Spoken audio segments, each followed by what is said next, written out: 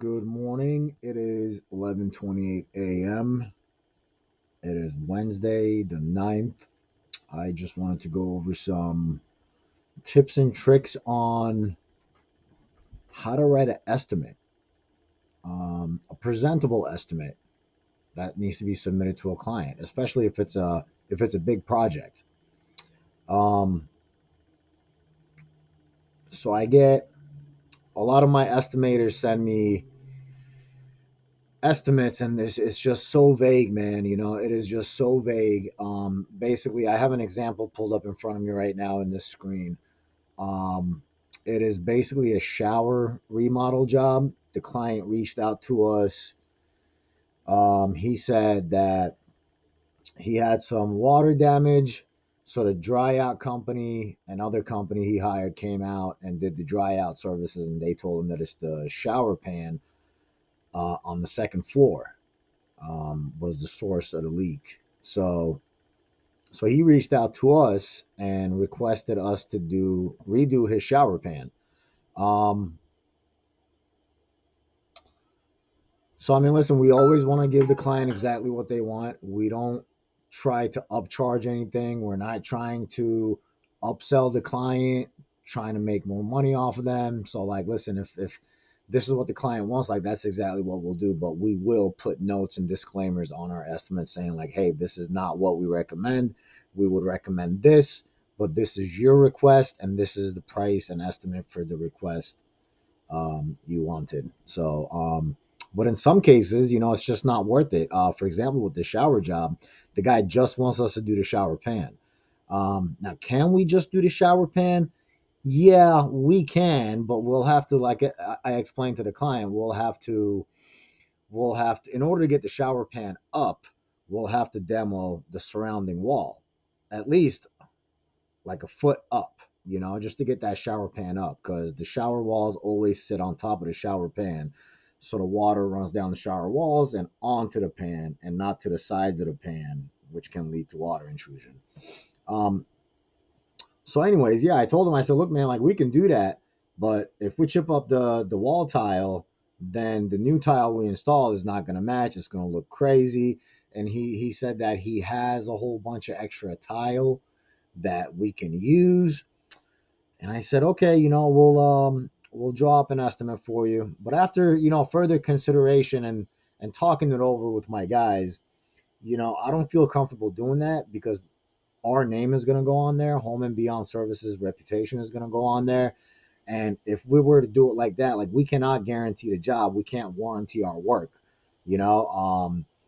So we pretty much told the client, like, hey, listen, in order for us to guarantee our work, we need to pull up all the shower walls and inspect the plumbing, because these guys are telling you that the shower pan is leaking. The shower pan might be leaking, but there might also be a leak in the shower plumbing and the walls. So, in order for me to guarantee this job and put Home and Beyond Services name on it, we're going to remove all the shower walls. We're pretty much going to fully demo, gut the shower, and rebuild from scratch.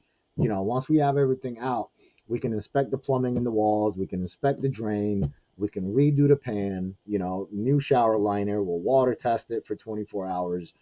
Um, so that's the right thing to do. But as far as the estimates go, like the estimate that I received from my guy was, um, let me pull it up real quick. Let me pull it up real quick. So basically,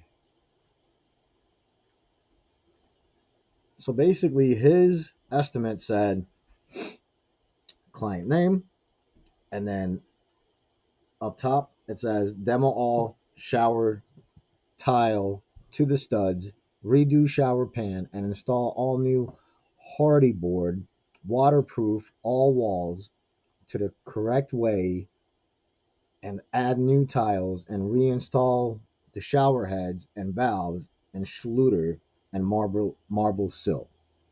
And then he put his price, which was over $3,000, and then he listed out his materials, which is very vague. He just put down hardy board, Schluter, Redguard, chalking. He wrote chalking, Listen, he's in a rush. I get it. It's supposed to be caulking. Um, Grout, a lot of spelling errors. Thin set, demo, labor, and the total job is over 7 grand. I mean, that's ridiculous. If I was a customer and I looked at this estimate, I'm like, oh, okay, so a really brief description of what's going on. Nothing is broken out in detail. It's a couple of materials, and boom, thousands of dollars. It's just not a good look, man. It is not professional, and this estimate is more than likely going to get declined. I would not hire this guy at all whatsoever. So I revised his estimate.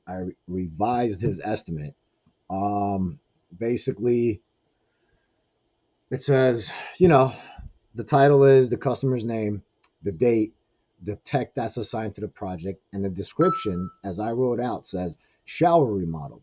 The water leak from the second floor resulted in water damage downstairs.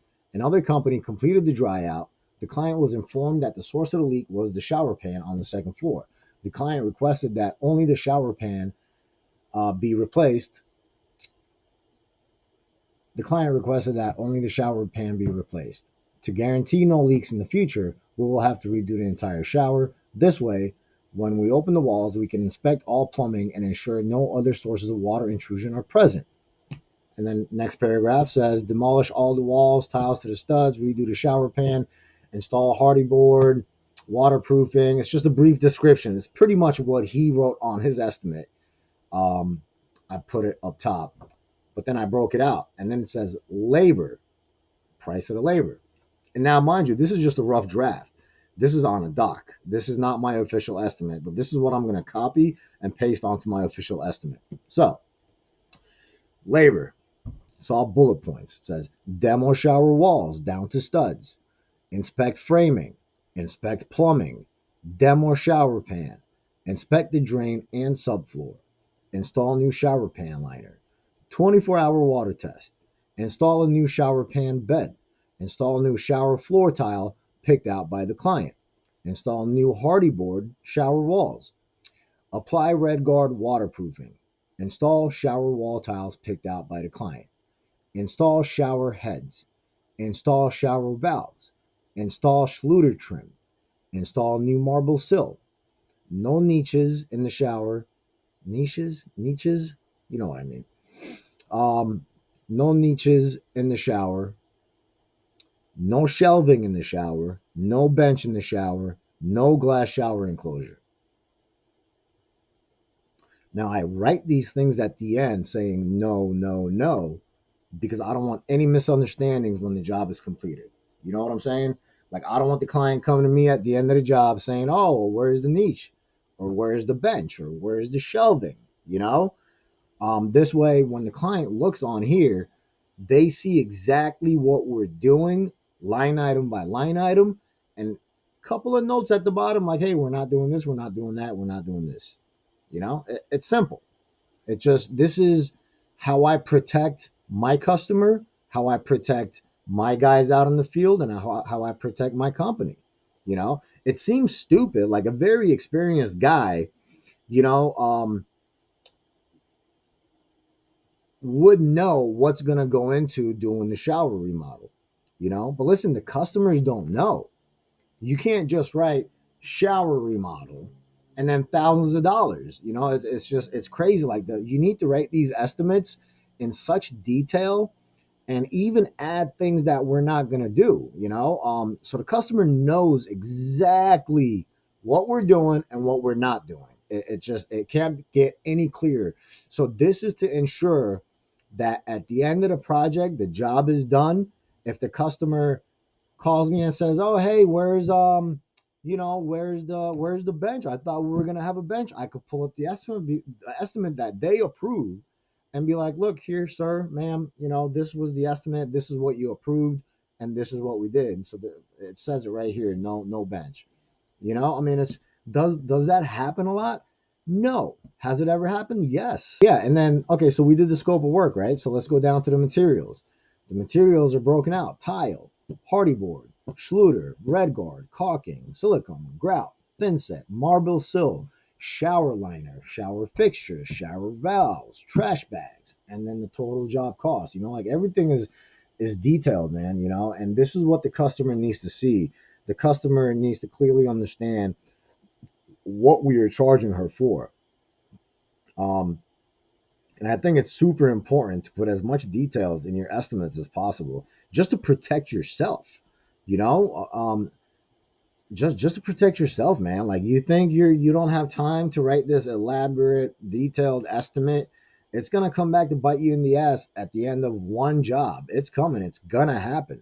You know, it's gonna happen. And it doesn't take that much time, dude. If you know what you're doing, like I know what the scope of work is. So even though my guy didn't break out all these details, like I did, I put it in there, because I have the experience. Like I've done this for years.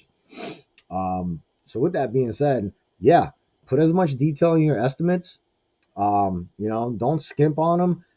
Don't think like putting all that information is unnecessary.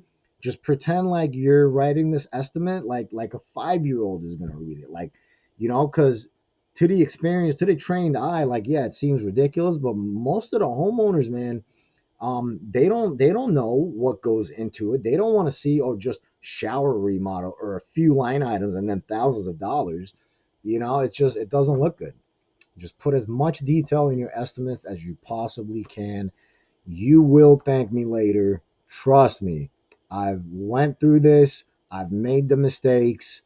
Um, Stay tuned to hear what not to do and what to do. And, from my own personal experience. Um, yeah, subscribe, like, share for more fresh daily content every day on how to run a small business, how to run a big business, how to deal with your clients, how to deal with your employees, how to wear many hats. So stay tuned, guys. Thank you.